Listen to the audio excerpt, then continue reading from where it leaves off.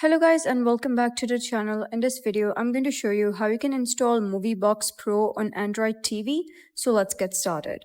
So first of all, you need to go to Google Play Store on your Android TV and search for Downloader. Here, you gotta install the Downloader app on your TV and then go to Settings on your Android TV. Click Security or Privacy, then enable Install Unknown Apps for Downloader.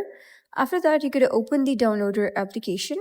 And within the URL box, you're going to enter the MovieBox Pro APK download link from the official website. So after entering the link, you're going to click go and the APK file will now start downloading onto your Android TV. Once the download finishes, click install and wait a few seconds for the installation to complete. After that, click Open to launch MovieBox Pro, and if you want, you can also delete the APK file afterward to save storage space, and that's it. MovieBox Pro is now installed on your Android TV.